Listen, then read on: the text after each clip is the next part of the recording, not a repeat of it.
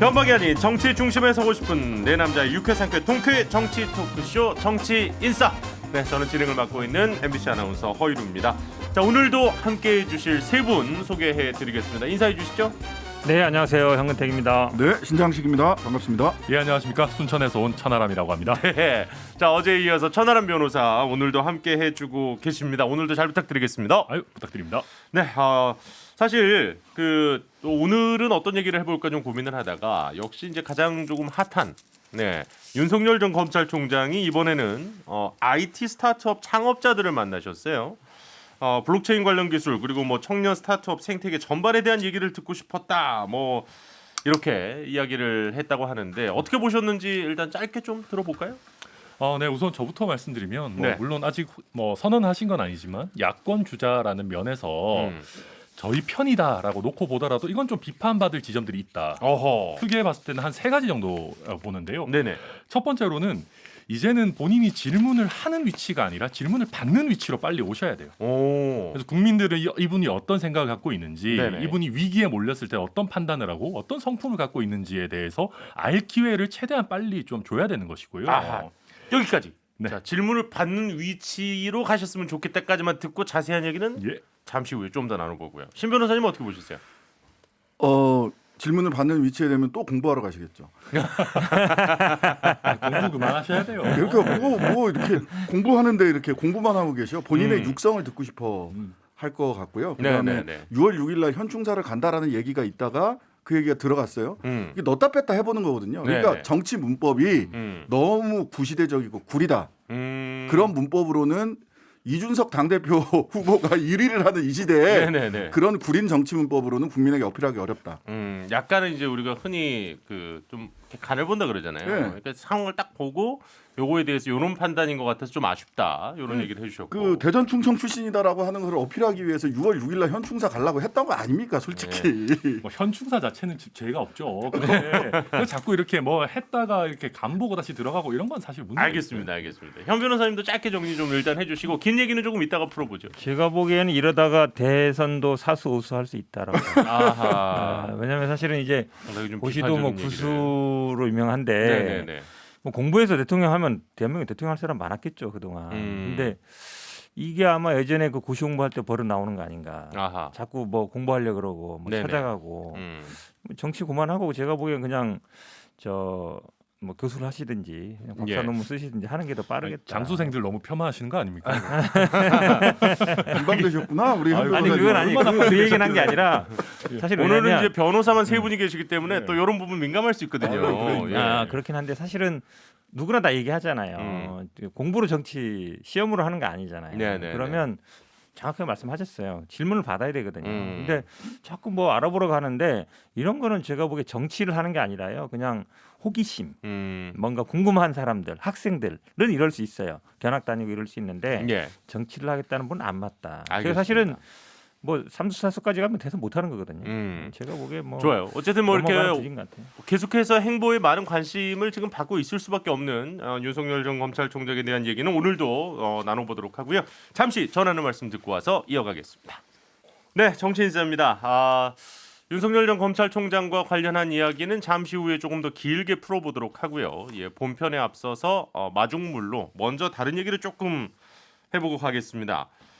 작년 11월이었던 걸로 기억하는데요. 이 택시 기사 폭행 의혹 사건, 뭐 사실 폭행 사건인데 거기에 이제 의혹이 좀 껴들어갔죠. 이용구 법무부 차관이 사의를 표명했습니다. 국민의힘에서는 뭐 이거 울며 겨자 먹기식의 사의 표명이다 이렇게 또 평하기도 했는데요.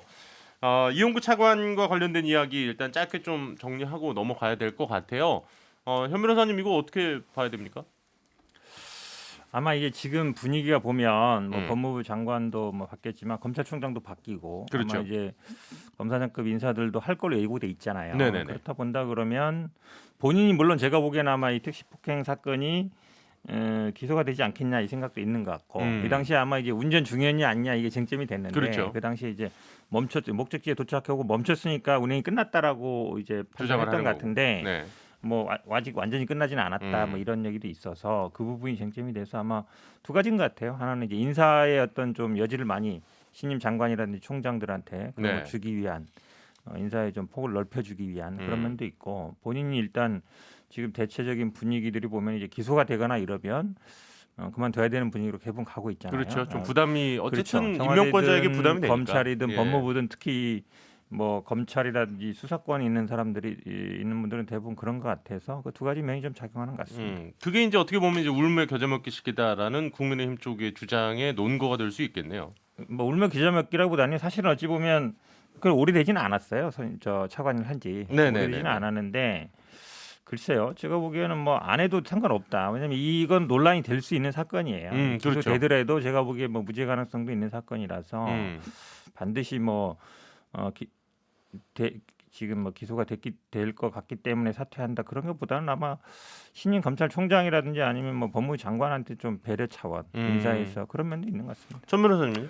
저는 딴 거 뭐 필요 없고요. 네. 사실 법무부 장차관이 모두 피고인이 되는 것만은 피해야 된다. 그게 컸겠죠. 왜냐하면 사실 우리가 법무부 장관이 피고인이 된 것 가지고도 굉장히 언론에서나 뭐 우리 여론에서도 얘기가 많았는데 네. 장차관이 모두 법원에 나가가지고 피고인으로 재판을 받아야 된다. 뭐 사실 굉장히 부담스럽고 어찌 보면 좀 난감한 일이 될 수 있으니까요. 그 전에 본인 스스로 좀 정리를 해야겠다라는 게 있었을 거고요. 그러니까 이제 박범계 장관은 패스트트랙 건으로 그렇죠. 지금 어쨌든 조사를 받고 있는 상황이고 네, 조사가 아니라 재판을 받고 있습니다. 재판이죠. 그렇죠. 예. 네. 그런 상황이고 지금 이용구 차관 같은 경우에는 어쨌든 이거는 사실 그 블랙박스 뭐 지워라 뭐 이런 얘기부터 해가지고 여러 가지 얘기가 워낙 많았었잖아요. 근데 일단은 제가 좀 궁금한 게 신 변호사님 이거 운행 중인 거랑 운행이 끝난 거랑 이거 좀 많이 다르죠? 예, 다릅니다. 이게- 운행 중이면은 굉장히 중한죄가 되는 거고요. 네. 그거는 뭐 본인의 목숨뿐만 아니라 타인의 그렇죠. 생명까지 해할 수 있는 거니까 이게 굉장히 달라지는 거고 그 부분에서 물론 뭐 그 운행 중이었냐 운행이 종료된 거냐라고 하는 뭐 사실관계나 법률상의 쟁점을 가지고 이제 붙기는 할 텐데 네. 문제는 그 이후에 경찰에서 보여줬던 여러 가지 미심쩍은 정황들이 있고 이 그런 뭐 이렇게 숨겼잖아요. 나 뭐 네네네. 그냥 변호사인 줄만 알았지. 근데 나중에 알고 보니까 그렇죠. 야, 이 양반이 공수처장 후보래. 뭐 이런 얘기들 자기들이 상부에까지 다 보고가 됐던 거라서 예. 이 과정에서 혹시 외압이 들어갔던 건 아닐까라고 하는 의구심을 국민들이 갖고 있어요. 맞아요. 저도 여기에 조금 더 보태서 말씀드리면 사실 요즘 정부 여당 민주당에서 추구하고 있는 사법개혁, 아니 검찰개혁이 사실 잘 되려면 네. 경찰에 대한 국민들의 신뢰 수준, 그러니까 경찰의 수준 자체가 좀 올라와줘야 돼요. 근데 이게 터지면서 제일 많이 나왔던 게 검찰개혁만 얘기할 게 아니라 경찰의 부족함, 경찰개혁도 얘기해야 되는 게 아니냐라는 이슈들이 많이 나왔었거든요. 네네. 그러다 보니까 지금도 계속 언론에서 아까 말씀하셨던 것처럼 공수처장으로 유력했다는 거 인식했다. 서울청에 뭐 제대로 보고한 바 없다라고 했는데 뭐 하루에 3차례나 굉장히 디테일하게 보고했다. 이런 얘기들이 나오면서 예. 경찰에 대한 신뢰 자체가 흔들릴 수 있기 때문에 이걸 빨리 좀 정리하고 가자. 이런 의도가 분명히 있을 거라고 봅니다. 알겠습니다. 네, 그래서 근데 여기서 이제 제가 3가지 정도로 짚어보는데 첫 번째는 사실 뭐 누구도 피고인 신분이고 누구도 피고인 신분이고 누구도 피고인 신분이다라고 이야기를 하는데 실은 당연히 법적 책임을 져야 될 사람은 져야 되지만 결과적으로 보면 조국 전 장관 때부터 시작을 해서 네. 검찰이 기소독점권이라고 하는 자신의 유일무이한 그렇죠. 누구에게도 없는 그 권한을 가지고 인사에 개입한다거나 다 그냥 기소하면 다 피고인 되는 거예요.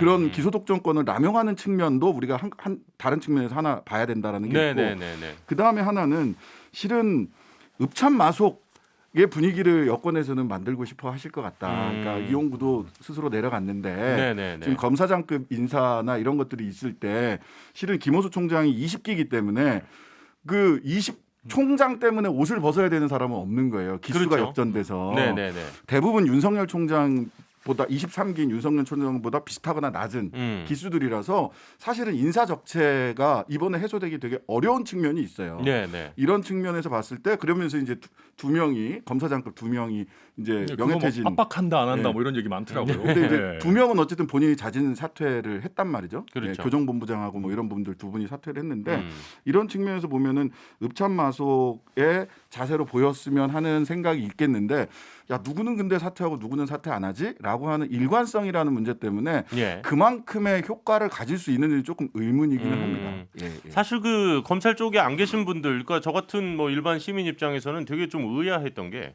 아니 총장이 나보다 후배가 되면 뭐 좀 같이 일 도와서 할 수 있는 거 아닌가 좀 이런 생각도 있는데 그쪽 분위기는 또 그렇지가 않더라고요. 잘 나가시는 분들이 특히 좀 민감하시더라고요. 그러니까 이제 요즘도 검사분들도 보면 그렇게 잘 나가시지 않는 분들은 예를 들면 일선에서 좀 물러나서 뭐 고검에서 이렇게 뭐 송무지휘 이런 거 하시면서 정년 채우고 이런 분들도 계십니다. 근데 이제 잘 나가셨던 분들이 내가 후배한테 밀려 이랬을 때 이제 자존심 상한다, 아하. 나간다 이런 것들이 조금 관행처럼 남아 있고 제가 봐도 말이 안 되는 거죠. 그렇군요. 그런 관행이 이제 군대도 있죠. 이제 육사 예를 들어서 몇 기가 총장을 달았으면 그 밑에는 쭉 이제 정리라기보다는 알아서 좀 예편해 근데 그게 주는. 어찌 보면 이제 상명하복이나 아니면 뭐 검사 동일체 이런 이제 서열 문화가 있어서 그런 거거든요. 근데 이제 아까 말씀처럼 사실은 이제 윤석열, 이성윤, 박범계, 이용구 다 23기예요. 근데 어쨌든 지금 말씀처럼 이제 20기가 검찰총장을 하면 다른 분들은 사실 큰 문제는 없거든요. 근데 이제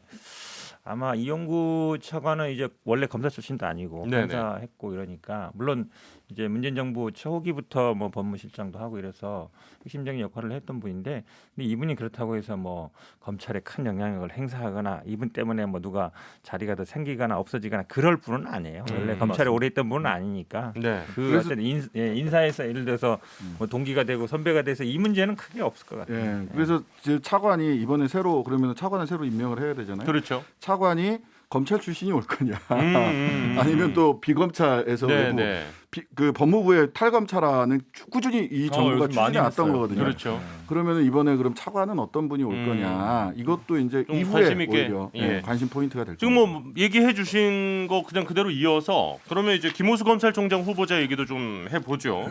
인사청문회가 이번 주에 있었습니다. 근데 참 저도 이렇게 되게 여러 가지 이제 영상들을 좀 많이 찾아봤는데 보는 내내 조금 씁쓸함을 감출 수는 없었던 것 같아요. 시민 입장으로 봤을 때는 결국 파행으로 끝났습니다. 그리고 예전에 우리가 좀 많이 보던 그런 모습들을 또 이번에 볼 수가 있었어요. 예. 좀 전반적으로 어떻게 평가하셨는지 아무래도 이제 양쪽의 입장은 좀 많이 다를 것 같습니다. 누구 탓이냐에 따라서는 시선이 좀 나뉠 수밖에 없을 것 같긴 한데 일단 현 변호사님 어떻게 보셨어요? 왜 저한테 계속 먼저 질문하시는지 모르겠는데. 근데 저는 이 국회에서 의원들끼리 서로 상대방을 공격하는 거 저는 별로 안 좋게 봐요. 왜냐하면 사실은 이제 후보자를 검증하는 자리잖아요. 그렇죠. 후보자한테 질문해야 되는 거거든요. 근데 이제 상대방에 대해서 뭐 이렇게 하게 되면 서로 말싸움이 되잖아요. 그러면 이제 후보자는 이제 꼬다는 보리자리 되는 거죠. 한마디로 얘기하면 결국 이것도 그렇게 된 건데 물론 이제 김용민 의원이 뭐 눈 크게 떠라 이 얘기도 있었지만 또 김용민 의원이나 김남국 의원이 사실은 뭐 친조국 의원하면서 항상 공격을 받았던 게 맞아요. 사실은 그 국회 안에서도 그렇고 저는 가장 안 좋게 봤던 게요. 서민 교수가 이 참고인으로 나오기 전에 남구가 내가 가니까 당황했냐? 그 말이 안 되잖아요. 국회의원인데 그리고 어찌 보면 이분이 왜 나오는지도 모르겠지만 그래도 일국의 국회의원인데 뭐 남구가 내가 가니까 어쩌냐라고 얘기하는 건 완전히 그냥 코미디 하자는 거거든요. 그러니까 의원들끼리 그렇게 주고받는 것도 그렇고 그 참고인으로 나온 사람도 SNS에 올리는 것도 그렇고 어찌 보면 이 참 희화화되는 게 참 안 좋은 건데 너무 제가 보기에 인사청문회라기보다는 그냥 서로 그냥 자기 하고 싶은 말 하다 끝난 것 같고 이래서 참 어찌 보면 씁쓸하게 봤습니다. 사실 어떻게 보면 이제 국회의원들이 인사청문회라든지 이런 자리가 본인을 좀 어필할 수 있는 그런 기회이기도 합니다. 왜냐하면 많은 분들이 관심을 갖고 지켜보시니까. 그런데 정작 김호수 후보자 얘기는 거의 못 들은 것 같고 그러니까 서로 약간 언성 높이는 것만 본 것 같아서 저도 참 씁쓸했는데 전 변호사님은 어떻게 보셨어요? 저도 마찬가지고요. 그런 거 할 때마다 그 후보자들이 국회의원들을 얼마나 한심하게 생각할까. 그리고 이제 제가 그 얘기 들어보면 각 부처도 뭐 장관 인사청문회나 이런 거 할 때 다 같이 준비하지 않습니까? 그 수많은 공무원들이 그걸 보면서 정말 국회의원들 자질 떨어진다 이런 얘기 다 같이 하거든요. 부끄러운 일이고 또 한 가지 제가 말씀드리면 좋죠. 본인이 돋보일 기회인 거 맞아요. 국회의원들 입장에서도. 근데 그거를 핵심적인 팩트나 정말 뭐 아프게 제대로 찌르는 걸 해야지. 상대당이랑 굳이 뭐 언성 높여서 싸우고 사실 그거 하면 그런 장면이 나올 거라는 거, 파행되고 막 음. 서로 욕하고 싸우고 하는 장면 나올 거라는 거 왜 누구나 다 알거든요. 왜 모르겠어요. 예. 그런 어떤 정치적인 안 좋은 거를 보여줘서라도 내가 뜨고 싶다라는 욕망인 거거든요. 사실 그런 거는 굉장히 자제해야 되고, 특히 김용민 의원 같은 경우에는 지금 민주당의 수석 최고위원 아니시겠습니까? 네네. 그러니까 저는 이런 부분 봤을 때 굉장히 아쉽다고 생각하고요. 음. 다만 저는 서민 교수님 관련해서는 현 변호사님 의견에 굉장히 많이 동의를 해요. 음. 그러니까 저는 서민 교수님 도대체 왜 신청했는지도 모르겠고 네네네. 또 왜 채택했는지도 모르겠어요. 보면 저희가 이번에 국민의힘에서 24명을 증인 20명, 참고인 4명으로 네네. 신청을 했거든요. 예. 그중에 다 자르고 사실 별로 타격 없고 어떻게 보면 그냥 뭐 재미를 위해서 부른 것 같은 서민 교수님 이런 분들만 채택을 해줬단 말이에요. 근데 이 서민 교수님 얘기 같은 거는 사실은 그냥 페이스북에서 봐도 되고 유튜브로 봐도 되고 네네네. 김호수 차관이랑 사실 아무 연관성이 없는 문제잖아요. 저는 이런 것들이 정말로 여야가 합작으로 우리 정치를 희화화시키고 정작 인사청문회에 대한 국민들의 관심을 떨어뜨린다. 그렇게 봅니다. 저기 신 변호사님께 드리기 전에 요거 정리 좀 하고 갈게요. 그 네네. 김용민 의원 얘기가 먼저 이제 해주셔가지고 네네. 그 유상범 의원의 그 전관예우 의혹 관련된 얘기를 꺼내면서 이게 좀 격화됐는데, 이게 이제 MBC 보도 단독 보도로 나왔던 내용이기 때문에 이게 유상범 의원이 그 한 이제 병원과 관련해서 의료 사고와 관련해서 부적절한 네. 그러니까 마치 증거를 이제 감춰라, 뭐 이제 증언을 바꿔라, 뭐 이제 이런 식의 조언을 했다라는 이제 MBC 단독 보도가 나와가지고 네. 네. 그걸 이제 틀었어요. 그곳에서 그러면서 이제 격화되기도 했고, 또 조수진 의원은 반대로 박범계 장관이 뭐 이제 예전에 또 그 방송에서 했던 뭐 그런 내용들 가지고 이제 어쨌든 계속 이런 것들이 나오면서 정작 김호수 후보보다는 오히려 이제 주변이 더 얘기가 많이 나오고 있는 상황인데, 신 변호사님도 좀 씁쓸하셨죠? 어떠셨어요? 아니, 뭐 씁쓸하죠. 사실 이번 그 청문회, 김호수 청문회 신스틸러는 서민 교수의 끝없는 마스크가 등극이 됐잖아요. 네. 이거 어떻게 되는 거냐? 도대체 저게 뭐냐? 했더니 이게 머리 자르거나 분장할 때 귀에 걸리니까 네네. 실제로 접착하는 마스크라고 그러더라고요. 어. 저도 그런 거 있는 거 처음 봤어요. 네네. 그러니까 오죽 그 논쟁이 될 게 없으면 서민 교수의 끝없는 마스크가 신스틸러가 됐나? 정치가 희화화되는 것에 대해서 말씀하셨는데요. 정치가 희화화되면 안 되는 이유는, 정치는 사실은 그러니까 법과 제도, 예산을 결정하는 것이기 때문에 그 정치적 의사결정 자체가 희화화될 수 있고, 그게 정치적 권위를 갖지 못하면 공동체에 큰 해악을 끼치거든요. 네. 그런 측면에서 정치가 계속 희화화되면 안 된다라는 생각 하나 하고요. 그 다음에 유상범 김호수 그 후보가 네. 전관예와 관련된 의혹을 받은 건 맞죠. 근데 그 사례로서 유상범 의원이 나올 수도 있어요. 사실 네. 이런 게 전관예우 아니냐. 근데 꼭 유상범 말고는 다른 사람이 없었을까. 바로 건너편에 앉아 있는데. 예. 건너편에 그냥 앉아 있는데. 그래서 이거는 진짜 도발이죠, 도발. 네, 네. 대놓고 그냥 싸우자는 그렇죠. 얘기라서 본질이 흐려질 수 있다라고 하는 생각이 들어서 적절한 사례였느냐라고 하는 측면에서는 좀 전관예우에 대해서 얘기할 수 있죠, 당연히. 근데 약간 그 조수진 의원과의 그 설전도 그렇고 파행을 좀 의도했다, 뭐 이렇게 볼 수도 있나요, 그러면? 글쎄요, 그것까지는 파행을 의도해서 여당에 남을 게 뭐가 있는지 잘 모르겠는데요. 저는 의도한 것까지는 아닌 생각이 들고요. 다만 이제 실제로 이제 조수진 의원이, 김용민 의원은 조수진 의원이 마이크 없을 때 뭐 네. 이렇게 뭐 인간이 아니다 뭐 이런 식의 이야기를 했다라는 얘기가 있는데, 이건 뭐 진실 규명의 문제로 갈 건 아니고요. 그렇죠, 두 분 다 사실 뭐 의도적으로 파행을 해서 사실은 여당이 얻을 게 없어요. 근데 저는 어차피. 약간 의견이 다른 게요. 네. 왜냐하면 지금 문재인 정부 들어가지고 야당 동의 없이 야당을 패싱해서 일방적으로 장관급 후보자를 굉장히 많이 임명한다라는 네, 얘기들이 네. 많이 나왔는데, 사실 이렇게 파행이 되면 양비론으로 가거든요. 이게 그냥 꼬라지 보기 싫다. 이 여야 모두 꼬라지 보기 싫고 결국 김호수 전 차관은 임명이 될 거란 말이에요. 네. 그렇게 되면 이 책임을 사실은 절반씩 나눌 수가 있는 거죠.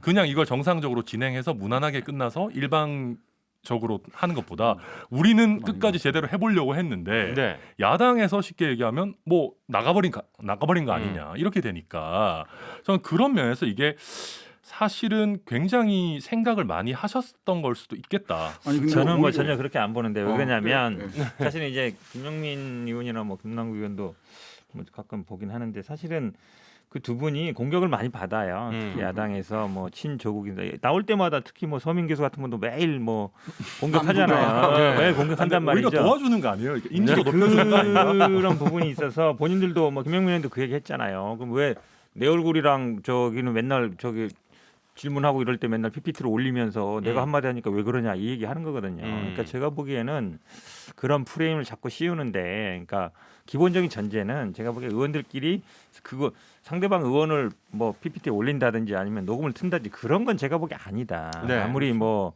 언론에서 뭐라 하더라도 그 정도 서로 좀 신사협정을 해야 된다. 그리고 지금 말씀처럼 김영민 의원 그날 발언도 보면 그냥 막 주고받다 나오는 것이지 그 뭐 의도적으로 계획해서 지금 말씀처럼 뭐 미리 다 작전 짜가지고 파행되면은 우리가 반반 책임이니까 파행시켜보자 뭐 이러지는 않았을 것 같아요. 왜 그러냐면 그게 사실 둘이 한 거기 때문에 두 분이 풀었으면 되는 거거든요. 근데 사실 그날이 마지막이었기 때문에 네네. 거기서 푼다 해서 인사청문회를 더 하기도 쉽지 않은 상황에서 마지막 날 했잖아요. 네. 그러니까 근데 이제 이런 부분도 제가 보기에 뭐 있어요. 의도적으로 하지는 않은 것 같아요. 이런 부분도 있어요. 국회 동의가 필요한 뭐 지난번에 이제 김부겸 총리 같은 경우는 국회 동의가 필요한 자리가 있고 그렇죠. 청문회만 해도 되는 자리가 있고 네네네. 청문회 이게 좀 크게 다른데 지금 보면 이건 우리나라 국회에서뿐만이 아니라 외국에서도 청문회만 하고 가는 데랑 동의가 필요한 데랑 이게 실제로 표결에 참여하는 또 청문 보고서가 채택되거나 실제로 표결에 참여하는 걸 보면 동의가 필요한 쪽이 훨씬 더 표결에 많이 참여해요. 그거는 본인들이 직접 책임져야 되는 부분이기 그렇죠, 때문에. 그렇죠.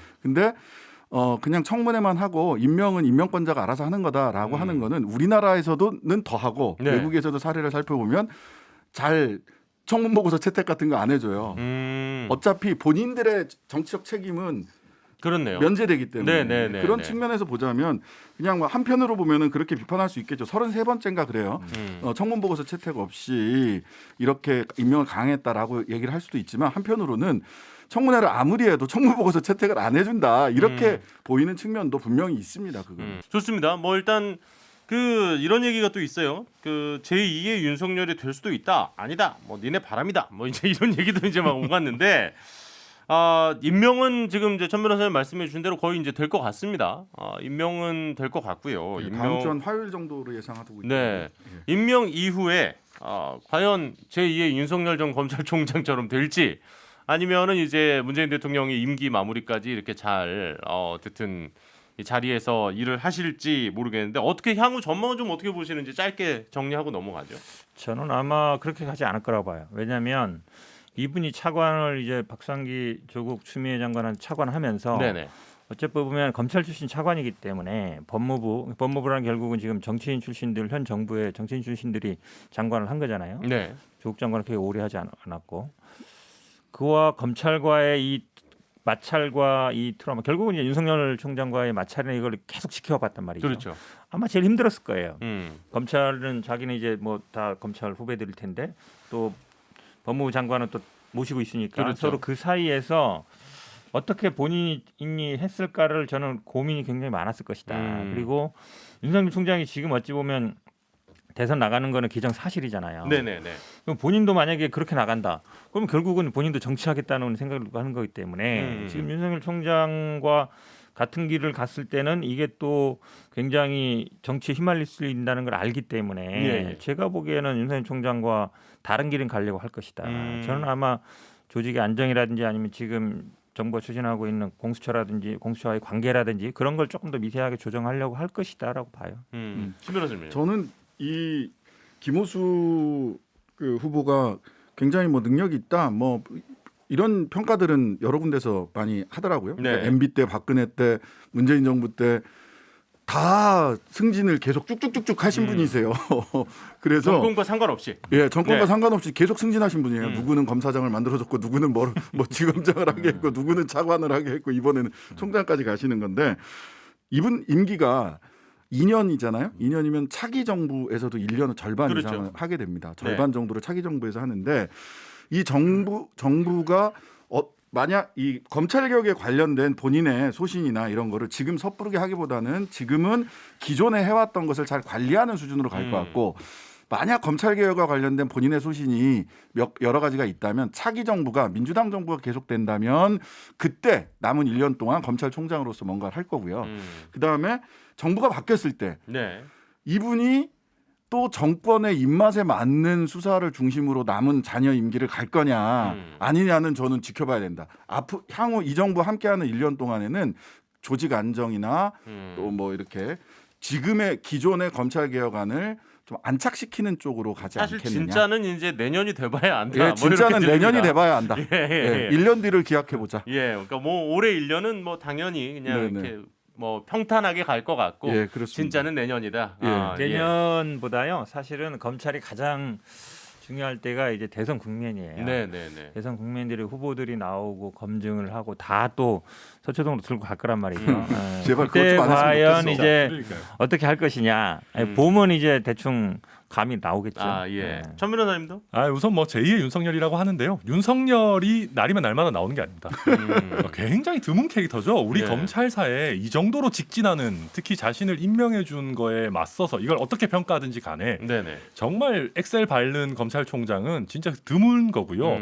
김호수 총장 스타일 보니까 그 정도는 아닐 것 같아요. 뭔가 네. 욕먹기 싫어하는 스타일. 그러니까 어느 정도 이렇게 크게 무리하는 일은 없을 걸로 저도 봅니다. 예, 알겠습니다. 자, 이제 다음 주제 이야기 시작하겠습니다. 송영길 민주당 대표가 윤석열 전 검찰총장 사건에 대한 파일을 차곡차곡 준비하고 있다. 뭐 이런 얘기를 했습니다. 그래서 정진석 국민의힘 의원은 열세의 판세를 네거티브로 뒤집어 보려고 한다. 뭐 하지만 구정물만 뒤집었을 거다. 뭐 이런 얘기까지 나왔는데 어쨌든 이제 본격적인 대선 행보와 관련해서 대선 주자로서 여러 가지 이제 공부를 하시는 걸로 우리가 오늘 오프닝을 열었잖아요.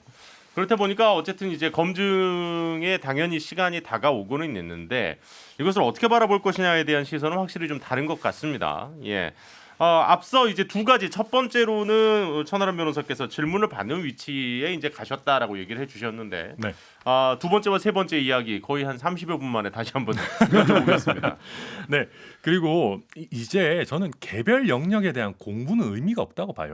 예를 들면 2시간 스타트업 찾아가가지고 뭐 비트코인 관련한 얘기 듣고 네네. 이거 파악할 거였으면은 사실은 전주에는 또 반도체 공장이었어요. 그러니까요. 예. 저는 그런 거 이제 개별 영역에 대한 공부를 하실 때가 아니고요. 본인의 철학을 돌아봐야 되고 더 나아가서는 사실은 이준석 최고위원 같은 사람 불러가지고 지금은 너무 바쁘니까 못 오지만 네네. 토론을 해야 돼요. 내가 갖고 있는 생각이 어떻고 이분이 예를 들면 일방적으로 발표하는 거는 많이 해보셨을 거예요. 네. 근데 날카로운 질문이 나올 거란 말입니다. 대선 국면에서는 그걸 자기가 확고한 철학을 바탕으로 어떻게 대답을 할 거냐. 예. 이거를 지금 해야 되는 여야의 탑티어 토론자들을 데리고 와서 논쟁을 하는 연습을 해야 될 때고요. 또 한 가지는 자기가 내세울 빅 아이디어를 얘기를 해야 돼요. 예. 무슨 얘기냐면 이광재 의원 최근에 이제 대선 출마 선언하면서 대통령은 뭐 외교 안보 국방 이런 외치만 하고 총리가 내치를 맡는 이런 분권형 정부로 가야 된다 이런 얘기했는데 전 이거 보고 야 이거 윤 총장이 놓쳤다. 이게 윤 총장이 했었으면 딱인 얘긴데 예. 나는 이런 부분에 대해서 뭐 내치 경제 이런 거 부족하니까 이 부분은 이걸 맡겨줄 총리를 내가 인선을 더 열심히 하고 나는 공정하고 상식적인 나라 큰 틀을 만들어 가겠다라고 했었어야 되는데 네네. 자, 이런 빅 아이디어를 지금 스스로 생각하고 내세워야 될 때지 여기저기 견학하듯이 다니면서 공부할 때는 지났다라고 봅니다. 네. 다음에 가실 곳은 이제 백신 공장일 거라고 생각해요. 아하, 예언 나왔나요? 반도체하고 예. 비트코인 했으니까 아, 그다음에 그렇죠. 백신이 이제 안동으로 가실라나? 배터리 공장 가야 되는 거 아니에요? 배터리 공장이나 백신이나 뭐 이런 데 가시지 않을까? 예. 그러니까 지금 그 말씀에 전 100% 동의하는데요. 이분이 질문을 받았을 때 했던 거를 국민들이 딱 기억하면 뭐가 생각이 나면 허참 그때는 안 그러셨잖아요. 답변이 딱 떠오르는 게 그런 거예요. 그러니까 뭔가 본인의 생각을 뭐 물론 검찰총장이었기 때문에 그렇게 정리해서 이야기하기는 어려운 위치에 있었을 수도 있지만 네. 타인으로부터 매우 공격적인 질문을 받았을 때 보였던 반응이라고 하는 것이 굉장히 뭐라고 해야 되나 독선적이거나 오만해 보였다라는 인상을 국민들이 가지고 있을 거예요. 물론 그것을 간단히 있다라고 평가하는 분들도 계시겠지만 네네. 이런 부분들은 말하자면 그냥 태도로만 기억되는 게 아니라 지금은 말하는 내용이 없기 때문에 내용도 없는 거 아니야? 라는 질문을 던질 수밖에 없어요. 그러면 이제 현근택 변호사님은 어떻게 또 생각하십니까? 제가 보기엔 근데 말씀 하셨는데 아마 윤석열 총장 측에서 이준석 전 최고한테 직접이든 간접이든 아마 연락은 했을 거라고 봐요. 오. 왜 그러냐면 그런 느낌도 좀 받았고 얘기하면서 될 것 같은. 아니 두 분이 워낙 방송에서 자주 만나시니까 그렇죠. 이거 약간 지나가면서 한 얘기다. 직접 물어보세요. 이따가 나오면 혹시 아, 예, 아마 예. 연락이 갔을 수도 있다. 이건 제 추측의 영역이니까 잘 모르겠고요. 근데 저는 아마 윤석열 총장이 이 언론을 대하는 이것도 학습 효과다 기본적으로. 네네네. 검찰이 있을 때 어찌 버릇이란 말은 좀 죄송하지만 음. 검찰이 기본적으로 언론을 대하는 태도예요. 음. 필요한 것만 줘요. 네네. 질문 잘 안 받고 질문하면 뭐라 그러냐면 그거는 수사 내용이니까 못합니다. 어. 본인들이 원하는 것만 제시하는 거예요. 지금은 공부 근데 중이라 그거는 말씀 못 드립니다. 기본적으로 검사들의 언론을 대하는 태도예요. 자기가 필요할 때 이용합니다. 적절하게 네. 적절하게 정보를 주고 그 언론과 친화 관계를 맺고 또 어찌 보면 단독을 주고 이러면서 하고 싶은 만 얘기만 해요. 근데 정치는 질문을 받는 거잖아요. 네. 그리고 곤란한 질문도 많아요. 그리고 일단 대중 앞에 나타나야 돼. 누군가 토론을 붙어야 돼. 그래야만이 나오는 거거든요. 그렇죠. 본인의 실력이라든지 이거에. 그러니까 아직도 제가 보기에는 검찰이 있는 거예요. 자기가 필요할 때 메시지 주고 자기가 필요할 때 발견하고 끝. 그다음에 연락 받으면 제가 필요해서 필요할 말만 하고 네. 그렇게 메시지를 던지고 있는 거거든요. 그러니까 그래서 사실 이런 말씀은 기자단과 출입처와 관련해 가지고는 계속해서 왜 그 출입 기자들만 뭐 내지는 뭐 단독 경쟁을 하다 보니까 오히려 그냥 받아 쓰는 수준이 되지 않았나 뭐 이런 비판은 그렇죠. 어찌 보면 있어왔습니다. 이제 언론을 잘 이용한다고 볼 수 있는데 이게 맞아. 길들이기 검찰에 하는 거. 있을 때는 모르겠어요. 비판도 많이 받지만 네. 이 정치를 하겠다는 분은 절대 이러면 안 돼요. 그러면 일단 제가 보기에 아직도 제가 보기에 그때 당시에 그 언론을 대하는 습성이라 그럴까요? 버릇이라는 게 못 벗어났다. 자 그렇다면 일단 그 송영길 대표가 얘기한 윤석열 전 총장의 파일 얘기가 어쨌든 나왔는데 뭐 어떻게 보면 일단은 장모 그리고 이제 아내와 관련된 의혹들은 뭐 지금 계속해서 꾸준히 제기가 되고 있는 상황이다 보니 뭐 스모킹 걷는 차치하더라도 어쨌든 민주당 입장에서는 당연히 공격 카드를 준비를 할 테고요. 윤석열 총장 측은 약점 잡힐 일 있으면 시작도 안 했다. 뭐 이런 반응을 전했다는 언론 보도도 나왔는데 윤 총장 입장에서는 당연히 뭐 이런 대응을 할 수밖에 없는 상황 아니겠습니까? 아 그럼요. 전 이게 저 민주당에 계시는 분들 만나면 맨날 예전부터 윤석열 나오면 땡큐다 이 말씀을 정말 다들 하셨어요. 네. 그래서 제가 도대체 스모킹 건이 있냐, 뭐가 진짜 있냐라고 하면 다들 얘기를 못 하시고 보통 와이프분 얘기, 뭐 장모 얘기 이런 거 주로 하시더라고요. 네네. 근데 저는 사실은 윤석열 전 총장이 민주당의 주적이 된 지 벌써 한 1년 됐지 않습니까? 사실 얼마나 보기 싫겠어요. 네. 그냥 만약에 나올 게 있다라면 저는 이미 터졌을 거다라고 생각하고요. 결국 남은 것은 가족들, 뭐 장모가 뭐 요양병원 뭐 이런 얘기 남았을 텐데, 이제 그 요양급여 부정수급 관련된 그렇죠. 내용이죠. 뭐 이런거나 뭐 와이프분 문제 남았을 텐데, 이 부분은 사실 우리 노무현 전 대통령님께서 워낙 모범 답안을 주셨어가지고 네네. 사실 이런 게 터지더라도 그럼 내가 뭐 와이프랑 장모 버리라는 거냐. 특히 본인의 관여가 입증이 안 됐다라고 하면 네. 이거 엄청나게 크게 번지지는 않을 수 있거든요. 그러다 보니까 저는 이제는 뭐 윤석열에 대해서 파일 갖고 있다 이런 말만 하지 말고 네네. 국민적인 검증을 위해서라도 윤석열도 빨리 자기가 대중 앞에 나오고 민주당도 갖고 있는 거는 빨리 꺼내야 이제 대선 얼마 남지도 않았는데 근데 제대로 된 검증이 그렇게 될 거라고 말하기에는 봅니다. 좀 민망한 게 아직 윤석열 전 검찰총장이 본인 입으로 대선에 나오겠다고 말씀을 안 하셨으니까. 그렇죠. 사실 나오고 나면 그 예. 직후에 뭐가 있겠죠. 예. 그러니까 사실은 그것도 검증을 피하는 하나의 방법이에요. 본인이 직접 나간다고 아직 얘기를 안 했기 때문에 본격적인 검증을 하기가 어려워요. 물밑에서 설로만 돌아다니는 거죠. 네. 근데 그런 거는 파일을 모든 정당이나 모든 캠프가 상대 후보에 대한 파일을 다 수집을 합니다. 이거는 다 뻔한 얘기예요. 그렇죠. 그런데 저는 당 대표가 송영길 대표가 본인 입으로 그렇게 얘기한 건 적절하지 않았다는 생각이 들어요. 대선 전체의 판세가 물론 뭐 네거티브가 크게 많이 좌우를 하지만 당 대표는 비전 경쟁에 앞장서는 것으로 국민들에게 보여야지 남의 파일 가지고 있다 이렇게 얘기하는 건 적절치 않다. 네. 오히려 검증을 더 어렵게 만들어요. 그래서 오히려 다른 그 검증하시는 분들 많이 있잖아요. 뭐 전에는 뭐 박지원 전 국정원장님도 그렇죠. 검증의 달인이었고, 네. 그러니까 뭔가 역할 분담이 좀 필요하다는 생각이 들고요. 그 다음에 이 실제로는 근데 윤 전 총장이 뭐 나는 뭐 약점 잡힐 일 있으면 시작도 안 했을 것이다 이렇게 얘기했다고 하는데. 제가 정치인사에서도 한번 말씀드린 적이 있는지 모르겠는데 2019년도에 그 윤 총장 가족에 대해서 이런저런 의혹을 제기했던 댓글 이게 모욕죄 내지는 그 명예훼손으로 수사가 이루어지고 있어요 지금. 그리고 지지난주에 여기서 말씀하셨어요. 말씀드렸잖아요. 그러니까 이 부분이 굉장히 이쪽도 신경 쓰고 있는 관리의 영역으로 윤석열 총장 측이나 또는 윤석열 전 총장을 아주 사랑하시는 분들은 굉장히 중요한 관리의 영역이다라고 보고 있는 사실 사실. 두 분 얘기를요 정리해 보면 어떤 게 있냐면 사실 시중엔 다 나와 있어요. 우리 인터넷 예를 들어서 윤석열 부인, 윤석열 장모 쳐보면 정말 수백 개 나오거든요. 네. 유튜브에도 나오고. 근데 왜 지금 얘기하시죠? 왜 민주당 인사들이나 언론에서 안 하냐? 이것 때문에 지금 전 검찰총장이잖아요. 근데 이분이 그냥 총장이냐? 아니에요. 특수부 지금도 뭐 모르겠어요. 뭐 윤석열 걔가 있는 점인지 모르겠지만 많은 분들이 윤석열을 따르는 분들이 있었단 말이죠. 네. 그러면 이게 아이씨 내가 잘못 얘기했다가 고발당하거나 수사당하거나 우리 집 쳐들어오면 어떡하지? 그 생각이 있는 거거든요, 사실은. 있어요. 내용은 대부분 알려져 있어요, 이미. 근데 이거는 아마 본인이 출마 선언을 하면 예. 그다음부터는 이제 공적인 영역으로 나온 거니까 언론이든 얘기할 수 있어요. 근데 본인이 일단 지금은 내가 사적 나간다고 영역에 얘기 안 하고 계시니까. 있는데 갑자기 뭐 얘기하면 나는 지금 공인도 아닌데 왜 공적으로 이걸 하냐라고 얘기 나올 수 있는 거거든요. 네네. 제가 보기에는 본인이 정치 영역으로 들어오겠다라고 얘기하는 면 그때부터는 제가 보기에 뭐 언론이든 좋습니다. 정치인들 얘기할 수 그렇다면은 있을 것 같아요. 이제 요 시점에서 어제에 이어서 이준석 전 최고위원을 좀 연결을 해볼까 합니다. 지금 우리 얘기를 좀 듣고 있다고 하는데 과연 어떤 생각이실지 그리고 제일 궁금한 거 방금 현근택 변호사님이 얘기하셨던 윤석열 측에서 연락이 갔는지 여보세요? 네, 안녕하세요. 예. 요즘 뭐 워낙 바쁜 하루하루 보내고 계신데 예. 대구에 가 있어요 지금 윤석 전 최고위원. 네, 맞습니다. 뭐 어떻게 될 것 같으세요? 윤석열 전 검찰총장이 이제 아무래도 그 자기 식구가 될 수도 있는 상황 아니겠습니까? 네. 당 대표 되면 어떻게 다루실 거예요? 뭐 제가 봤을 때는 우리 울타리에 들어오는 소는 전부 다 우리 소고요. 네.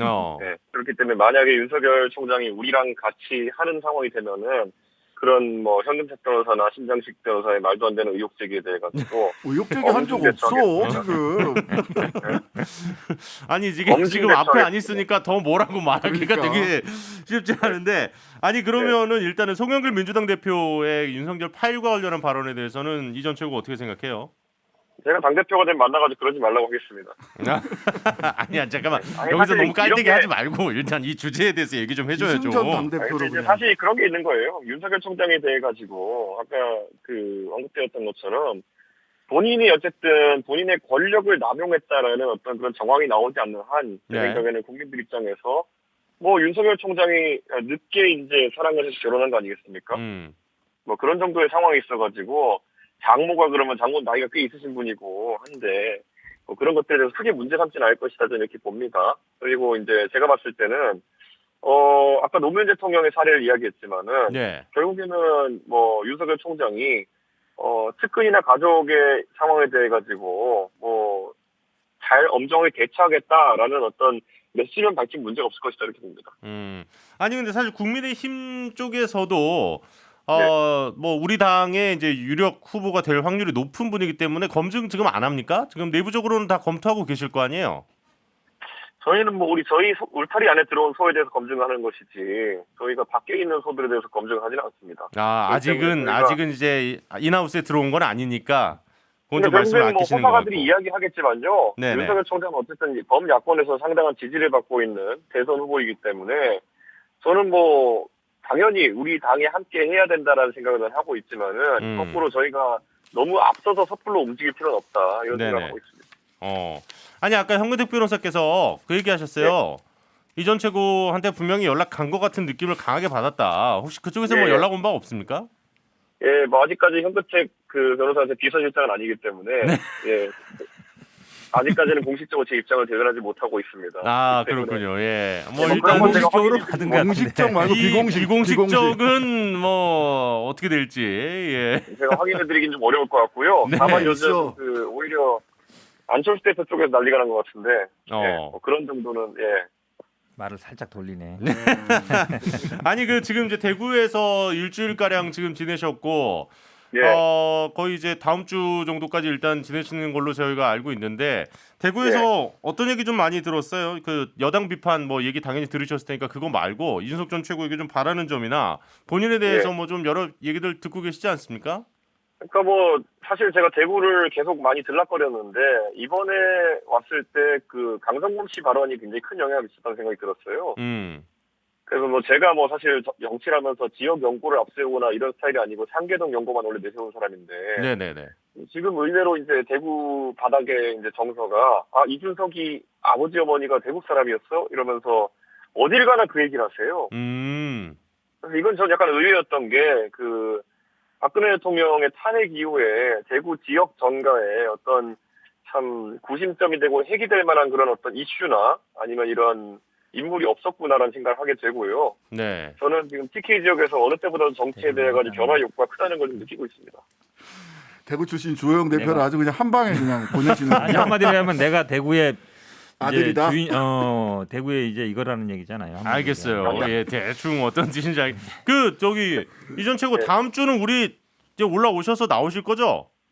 뭐 저도 그러고 싶은데 그 워낙 그 현근택 변호사의 고향인 제주도에서 오라는 얘기가 많아가지고 아하. 또 제주도에 또 가야 될 것 같은 느낌도 있고요. 일단 찍고 올라오세요. 정치인사 팬들이 너무 서운해하십니다. 제주도에 가서 방송을 한번 할까요?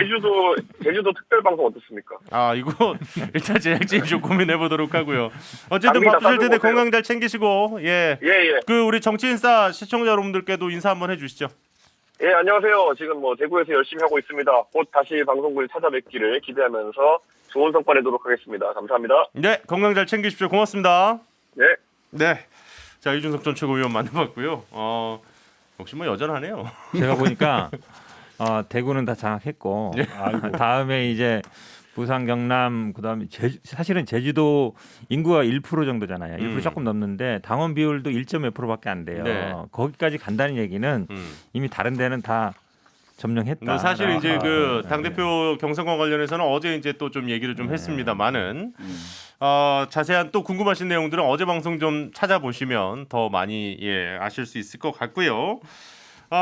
사실 뭐 이제 많은 분들이 관심을 갖고 있는 경선입니다. 지금 국민의힘 당대표 경선 상대적으로 지금 민주당 입장에서는 계속해서 지난 재보궐선거 때도 그렇고 컨벤션 효과에서 조금 국민의힘 쪽에 밀리고 있다라는 느낌을 지울 수가 없는데 조금 그런 부분은 걱정되지는 않으세요?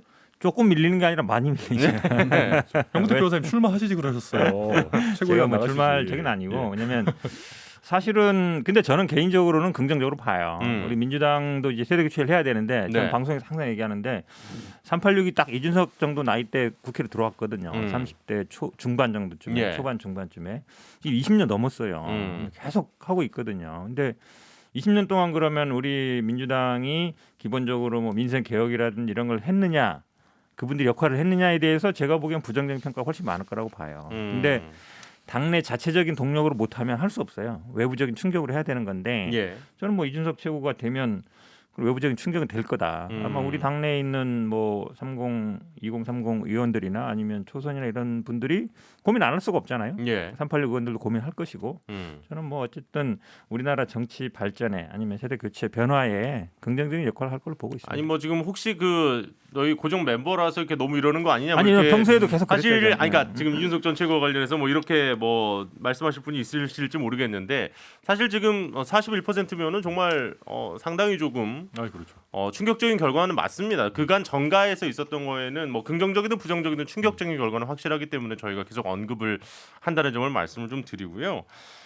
이제 신영식 변호사님도 슬슬 오늘 방송 마무리하기에 앞서서 윤석열 전 검찰총장과 관련해서 이제 좀 마무리를 해야 될 타이밍인데 그 아까 이제 현충원과 관련된 이슈에 대해서 좀 강하게 비판을 또 좀 해주셨고 두 가지 현충사죠, 측면에서, 현충사. 두 가지 측면에서 말씀을 드려야 되는데 하나는 그 넣다 뺐다 한다라고 간 본다라고 하는 방식으로 본인의 정치 정치 일정이나 정치 이벤트를 넣다 뺐다 했다라는 측면이 굉장히 구시대의 문법이다라는 거고요.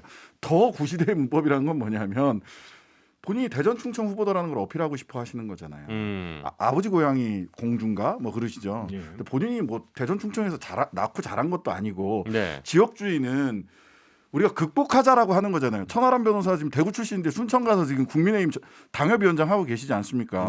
이렇게 해서라도 지역주의를 극복해야 된다라고 하는 우리 국민적 합의가 있는데 정진석 의원도 그렇고 충청 대망론, 뭐 반기문 이전에는 이번에는 윤석열 뭐 이렇게 가고 그런 분위기에 본인이 편승해서 정치를 시작하려고 했던 것 아니냐. 6월 6일 현충사 참배 얘기가 나왔던 거는. 아니라면 다행이고 그런 발상이라면 당장 버리시라. 이렇게 얘기하고 싶습니다. 그거는 어떻습니까? 국민의힘 당대표 선거 이후에는 이제 좀 공개적인 정치 행보를 보일 거다 뭐 이런 예측도 나오는데 정말 6월에는 일단 윤석열 전 검찰총장이 드디어 이제 좀 큰 무대로 본격 등판을 하실 거라고 보세요? 할 수밖에 없을 거라고 봅니다. 6월 중에는. 네네, 왜냐하면 지금 이재명 지사와의 지지율 격차 이런 게 뭐 여론조사마다 좀 차이는 있습니다만 네. 점점 줄어들거나 네네. 오히려 뒤지는 여론조사들도 역전됐죠. 나오고 있거든요. 음. 그러다 보니까 이제는 실체를 좀 보여줘야 될 때가 왔어요. 네. 특히나 국민의힘 당대표가 뭐 누가 될지는 모르겠으나 이렇게 시작하게 되면 그거에 대한 가치 판단을 해야 될 거고요. 그렇죠. 이쪽이랑 같이 갈 수 있느냐 없느냐. 음. 근데 그거에 대해서 빨리 그러면 아니라고 생각한다면 신당 쪽으로 가든 그렇죠. 아니면 빨리 국민의힘 쪽으로 와서 해야 되고요. 특히 아까 우리 네거티브나 뭐 신당으로 가셨다가 이제 최종 단일화도 뭐 충분히 고려할 수 있는 그럴 대상이니까요. 수도 있긴 예. 하겠죠. 근데 아까 말씀하셨던 것처럼 여러 가지 네거티브나 뭐 검증, 이분의 철학 이런 거에 대한 여러 공격들이 들어올 텐데 사실 이걸 하려면 어느 정도 당에 그게 필요해요. 네. 만약에 이준석 최고가 당대표가 되면 그 얼마나 잘 방어해 주겠습니까?